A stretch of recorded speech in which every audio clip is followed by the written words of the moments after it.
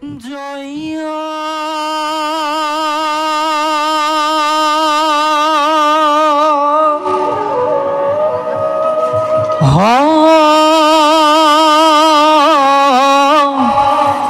রে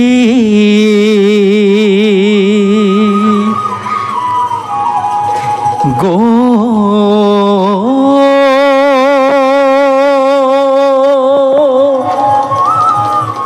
বিন্দ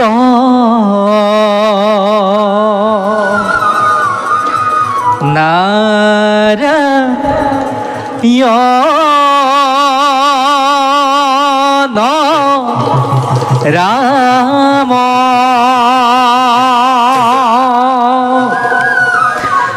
কে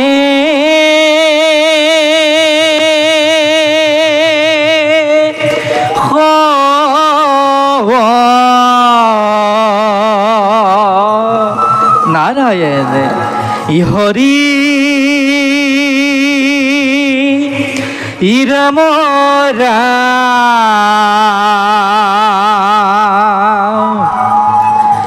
কে হব হরি নারায়ণ নারায়ণ প্রথমে প্রণাম ব্রহ্ম রূপী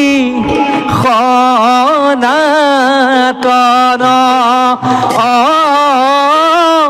সর্ব তার কারণ নারায়ণ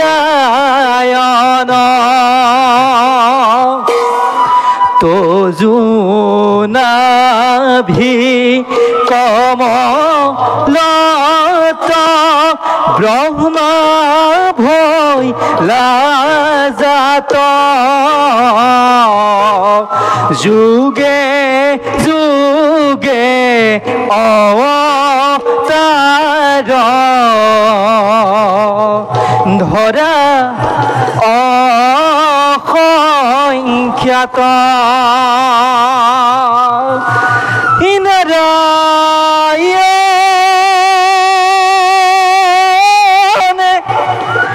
নারায়ণ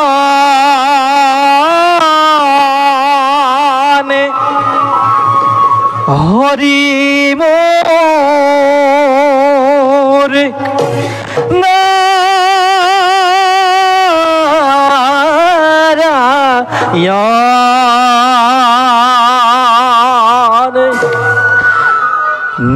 নারায়ণ নারায়ণ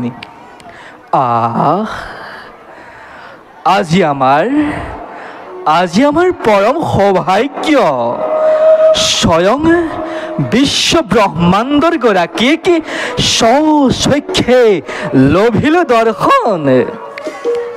হে বিশ্ব ব্ৰহ্মাণ্ডৰ গৰাকী নিখিল নাৰদৰ শত সহস্ৰ কৌটি প্ৰণিপাত কৰিবা গ্ৰহণ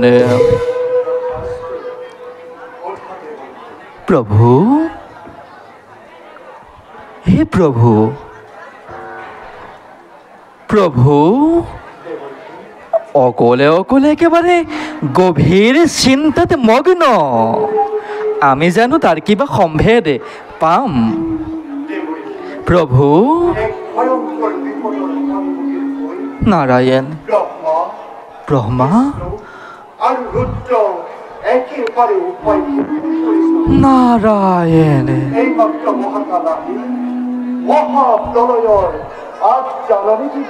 মহাপ্ৰলয়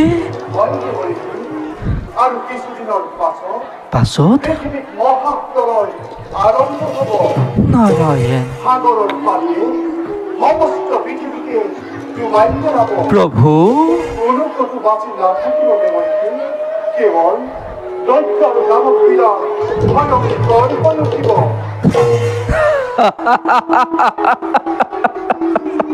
হে প্ৰভু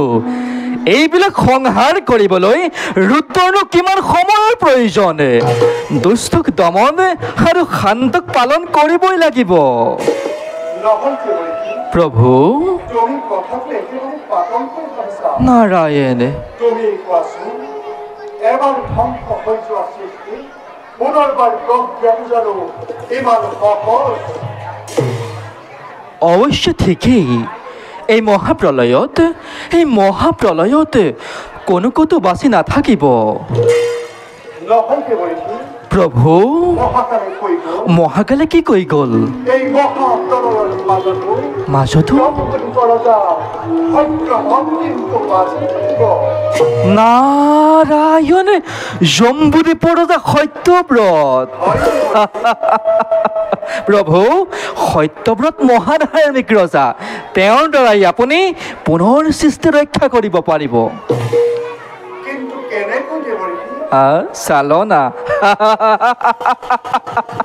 চালনা কৰে নিশ্চয় চালনাত পাৰ্গত আৰু এই কথা মই আগে বুজিব লাগিছিল কিন্তু হে জনাৰ্দন এই সৃষ্টিৰ আদি অন্ত বুজিব পৰা শক্তিকণ মোৰ একেবাৰে অভাৱ সমগ্ৰ বিশ্ব ব্ৰহ্মাণ্ড চলিছে মাথো তোমাৰ এই এটি ইংগিতত আৰু সেই ইংগিতৰ শিক্ষাকণ দিলেহে মই তোমাকে নতচাৰি কৰাৰ সুবিধা কৰিব পাৰোঁ তেন্তে শুনা প্ৰভু মহাপ্ৰলয় আৰম্ভ হোৱাৰ আগতেই প্ৰয়োজনীয় সকলোখিনি সামগ্ৰী ৰাজা সত্যব্ৰতক সংগ্ৰহ কৰি ৰাখিবলৈ কওক আৰু জীৱ জন্তুবিলাক যাতে ধ্বংস হ'ব নোৱাৰে তাৰ সুব্যৱস্থা কৰিলেই পুনৰ সৃষ্টি ৰক্ষা কৰিব পাৰিব প্ৰভু নাৰায়ণ প্ৰভু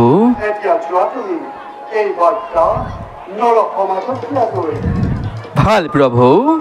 বুজিলো সকলো ইচ্ছাময় তুমি ভগৱান ইচ্ছাপূৰ্ণ হ'বই তোমাৰ পানী অকণ দিয়কচোন পৰকে খাবলৈ দিলেই হ'ল গিলাচটা পানী অকণ দিলেই হ'ল ওলাবই হ'ল পানী অকণ পৰকে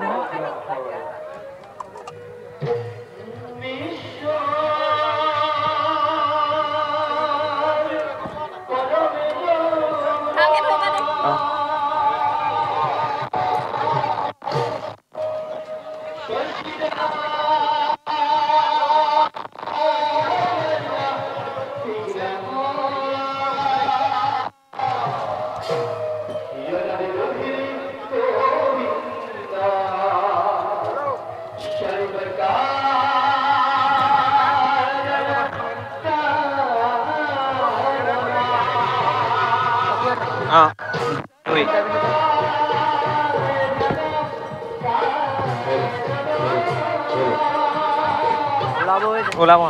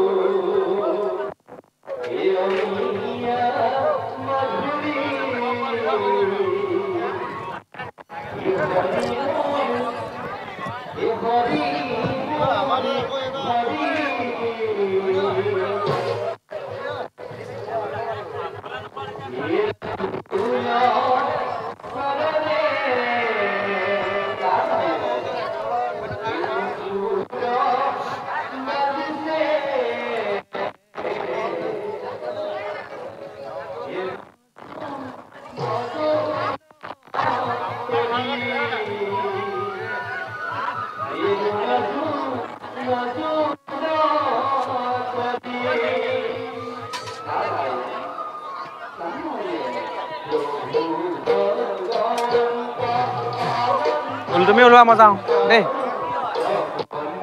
বহা তুমি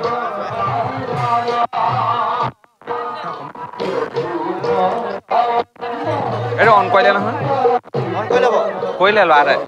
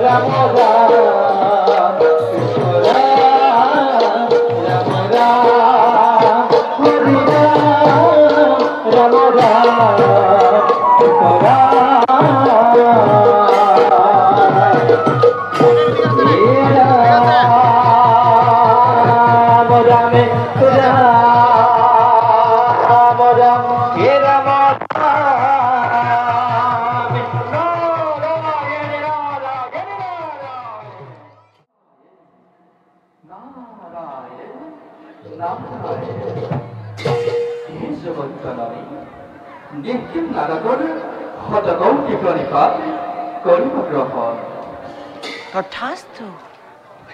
দেবী নাৰায়ণ কিয় দেখুছি চিন্তান্বিত বদনে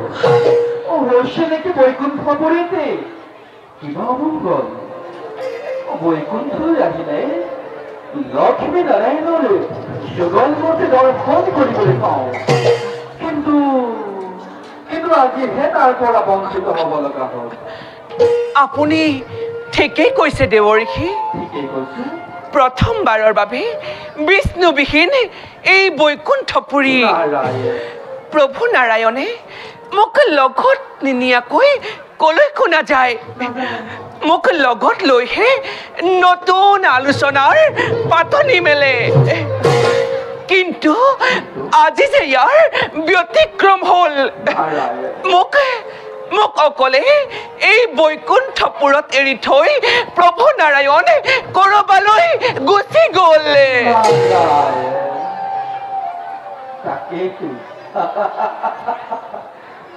তাকেইতো ক'বলৈ আহিছো দেৱী দেৱৰ্ষি গৈছিলো কৈলাসলৈ তাত দেখিলো ব্ৰহ্মা বিষ্ণু ৰুদ্ৰ তিনিও একেবাৰে গুপ্ত আলোচনাত জড়িত আৰু দেখিলো দাদা কি দেৱৰ্ষি সেই আলোচনাত ভাগ লৈছে শিৱৰ ভাৰ্য পাৰ্বতী ব্ৰহ্মাৰ কন্যা সৰস্বতী মহাপ্ৰলয়ৰ সময়তে কোনে কি দায়িত্ব পালন কৰিব সকলোখিনি ভাগ বতৰা কৰি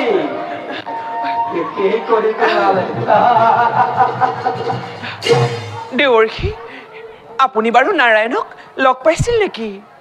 কওক দেৱৰ্ষি এই কথা সঁচানে সঁচামিছি সময়ত দেখিব নহয় মই গৈ পোৱাৰ লগে লগে ভোলানাথে তুতকি আহিল বুলি মোক এনে কিং কৰিলে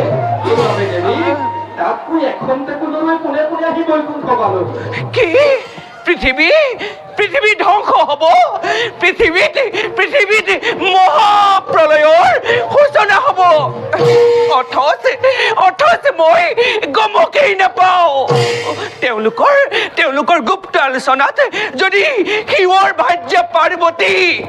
ব্ৰহ্মাৰ কন্যা সৰস্বতী থাকিব পাৰে তেন্তে মই কিয় আজি বিষ্ণুৰ পত্নী হৈও সেই আলোচনাত ভাগ ল'ব পৰা নাই দেৱৰ্ষি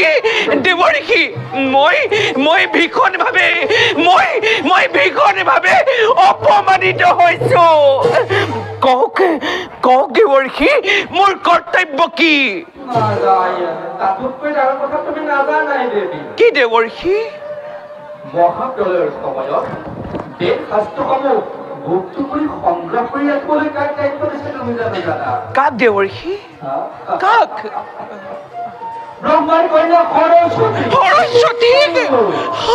জীৱ-জন্তুসমূহৰ দায়িত্ব কাক দিছে তুমি জানা নিশ্চয় মোকেই দেৱৰ্ষি তোমাক দায়িত্ব দেৱৰ্ষি বিষ্ণু হয় শিৱৰ ভাৰ্য পাৰ্বতী তুমি মনত কি যে আনন্দ দেৱী তুমিও তাত থকা হলে কি আনন্দ ভাগ কৰিব পাৰিলাহেঁতেন কিন্তু নাই দেৱৰ্ষি মোৰ ভাগত কি দিছে দেৱৰ্ষি মোৰ ভাগত কি দিছে তোমাৰ ভাগত কি দেৱৰ্ষি তোমাৰ ভাগত একোৱেই নাই দেৱী নাই নুশুনাবা নুশুনাবা তেনে মোক গুপ্ত কাহিনী মই মই কি বিষ্ণুৰ পত্নী নহয় দেৱৰ্ষি নাৰী নাৰী লাস্যময়ী নাৰী নাৰী হাস্যময়ী সময়তে সময়তে নাৰীয়ে ধৰিব পাৰে ৰণ চণ্ডী মূৰ্তি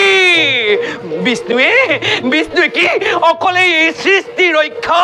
কৰিব পাৰিব মই মই ইয়াৰ ভীষণ প্ৰতিশোধ ল'ম মই ইয়াৰ ভীষণ প্ৰতিশোধ ল'ম তোমাক প্ৰত্যাখ্যান কৰি সেই সৃষ্টিৰ পাতনি মই মই ধূলিৰ লগতে উৰুৱাই দিম চাই থাকিবা দেৱৰ্ষি তোমাকে সাক্ষী কৰি তোমাৰ সাক্ষাততে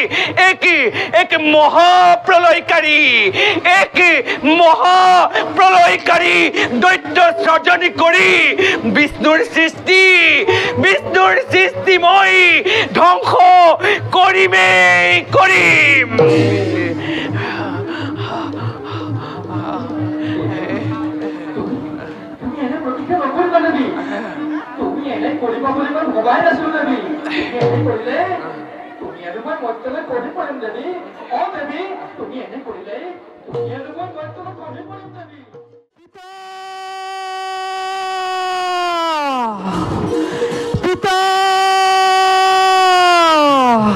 পিতা পিতা পিতা পিতা মোৰ দুখতেই আজি পৃথিৱী ধ্বংস হ'ব ধৰিছে পিতা মোক ক্ষমা কৰা পিতা কুলাঙ্গাৰ পুত্ৰ পিতা তই আজি মোৰ পুত্ৰ হৈ মোৰ সৃষ্টিত হেঙাৰ হৈ থিয় দিছ নাৰায়ণ তই যি ভুল কৰিলি পিতা এই ভুলৰ কোনো ক্ষমা নাই পিতা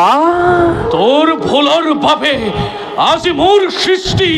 ধ্বংস হ'ব ধৰিছে পিতা তোৰ ভুলৰ বাবে তোক আজি মই উচিত শাস্তি কৰিম প্ৰদান পিতা পিতা মোৰ দুখ মাৰ্জনা কৰা পিতা ইয়ে কৰ্মৰ ভুল পিতা কি কলি পিতা কৰ্মৰ ফলে কুলাঙ্গাৰ পুত্ৰ পিতা এই একই কৰ্মফল পিতা আজি তই মোক শাস্ত্ৰ জ্ঞান দিবলৈ আহিছ পিতা মোৰ চাৰি পুত্ৰই মোৰ বাক্য ৰক্ষা কৰি সাংসাৰিক হৈ মোৰ সৃষ্টিত মান বঢ়াইছে পিতা তই নিজকে জ্ঞানী পুৰুষ বুলি এই জগতত দিয় পৰিচয় নাই পিতা তোৰ তুতকীয়া স্বভাৱ মই চিৰদিনৰ কাৰণে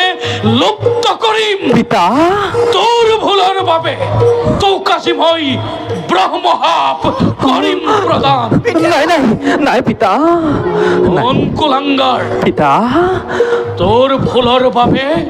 তোক আজি মই ব্ৰহ্মহাপ কৰিছো প্ৰদান তোৰ গৰ্ভত থকা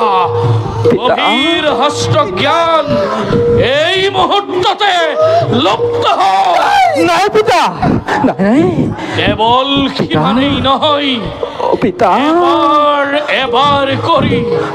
3 জন্ম ধৰি বিবাহ পাশতাবদ্ধ হৈ মধ্যলোকত তই কটাবি জীৱন নাই পিতা পিতা মোৰ ব্ৰহ্মহা পিতা আশীৰ্বাদী পিতা পিতা পিতা পিতা পিতা নাই পিতা নাই পিতা নাই পিতা পিতা পিতা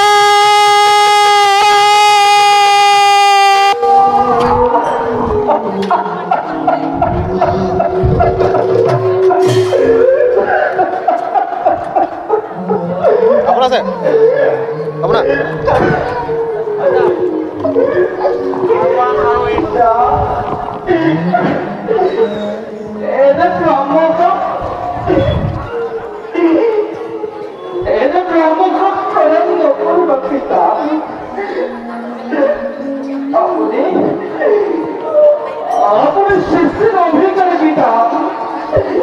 রাহুল নীল পুত্র এনে ব্রহ্ম প্রদান করিব পিতা প্রদান করিব ওর ব্রহ্ম কদাপিত নহই খণ্ডন ওর ব্রহ্ম ব্লাহির পাতি মূল অভিহাপে চোখ করক ভস্ম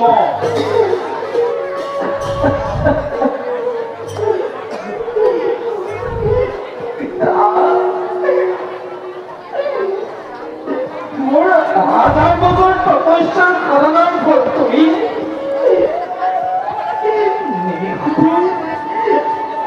নিরিখতে ধনুষ্যাত করে দিল পিতা হে প্রভু নারায়ণ হে ভোলানাথ জয় জয় তুমি দেবরী কি অবস্থা পিতৃ পুত্র কেনে কই প্রভাব করিছে প্রদান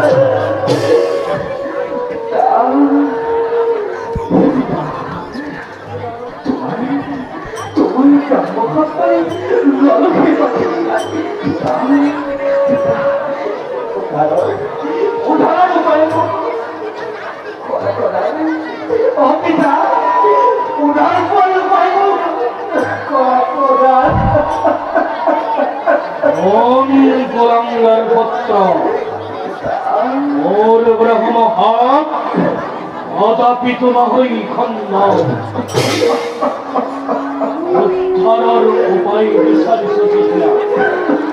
ওম পুত্র প্রথম জন্ম অর্থাৎ সত্যযুগ অগ্নিমান নামে রোজা হই অতাধিক্রমণিক বিবাদ করি মোর শিশুচিত হই মন্দার করি দ্বিতীয় জন্ম অর্থাৎ ত্রেতা যুগত রাক্ষসের কুলত জন্ম হই রক্ষকন্যাকে বিবাহ করি মোর সৃষ্টিত্বই আনমোহন দ্বিতীয় জন্ম তোর পরিচয় হব রাক্ষস বিভীষণ আর তৃতীয় জন্ম অর্থাৎ অপর সুখ ভয়ে ভয়ে সন্দল লগাই কুরুক্ষেত্রের হেফাত্তই মুক্তি লাভ করিবে তৃতীয় জন্মোত্তর পরিচয় হব অপুরী পরিযুগ হাজার হাজার বছর তপস্যা করি তোর হেরাই ব্রহ্ম জ্ঞান তই লাভ করিব পারিব মোর অভিশাপ ভোগ কর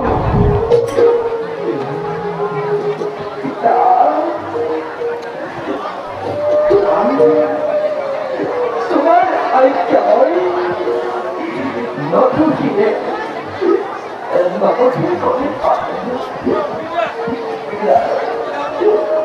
কিবা এটা হ'ল কিবা এটা হ'ল বৰষুণ দিছে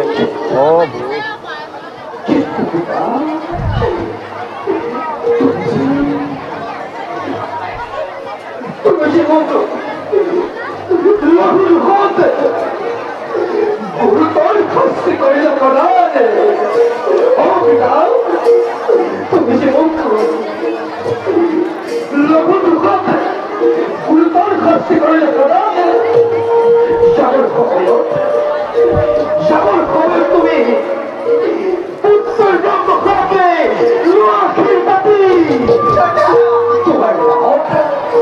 তোমার নামতে তুমি চিরদিন তুমি চিরদিন চিরতন মানব প্রজাতি ও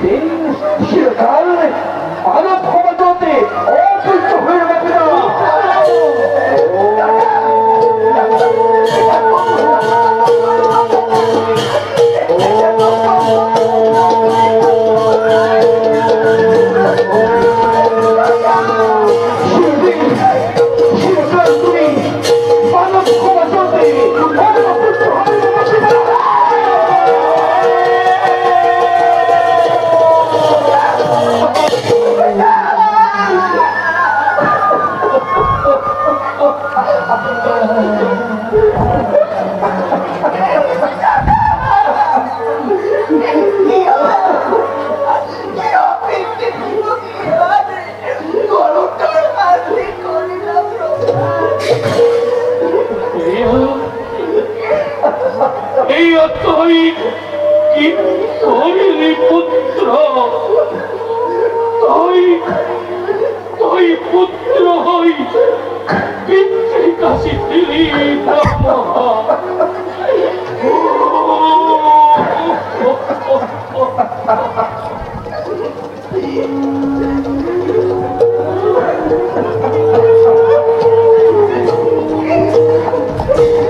প্ৰজাপতি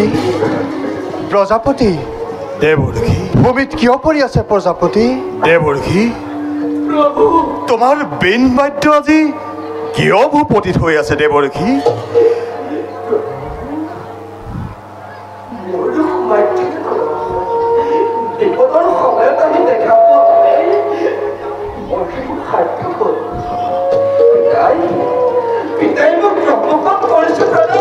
লক্ষ্মহা জীৱন যাপন কৰিব লাগিব আৰু সেইভাৱেই প্ৰভু পুত্ৰয়ো আজি পিতৃক দিলে অভিশাপ। মই চিৰদিন এই মানৱ সমাজৰ অপূজ্য হৈ ৰম।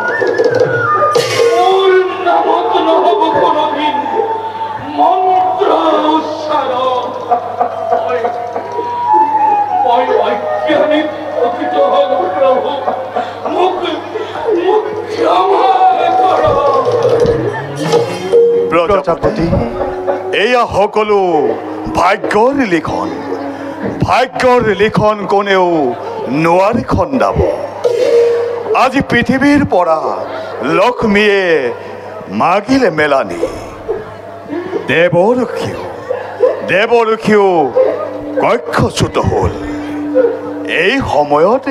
এই সকলোবিলাক হোৱাটো স্বাভাৱিক। প্ৰজাপতি কিয় পিতা আৰু পুত্ৰই ভীষণ অভিশাপত লিপ্ত হ'ব লগা হ'ল? প্ৰজাপতি দেৱৰ্ষিৰ অভিশাপ আমি খণ্ডন কৰিম, কিন্তু আপোনাৰ অভিশাপ চিৰদিন থাকিব ধৰাত ইয়াৰ কোনো উপায় নাই প্ৰজাপতি।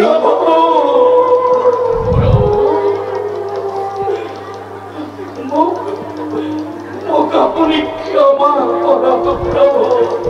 ক্ষমা কৰক।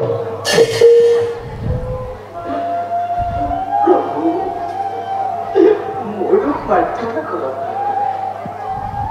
হয়তো সকলো বেশস্ত হৰণ কৰি লৈ গৈছে। মহাপ্ৰলয়ৰ সময়ত এইবোৰে মহাবোৰ দুৰ্বল তাক আপুনি নিৰ্মাণ কৰি দেশখন উদ্ধাৰ কৰি পেলাব। তিনিও খিচৰাই প্ৰণাম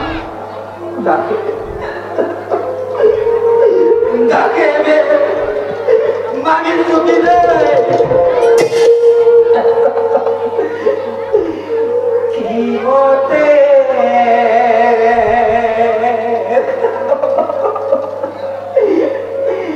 ভকতি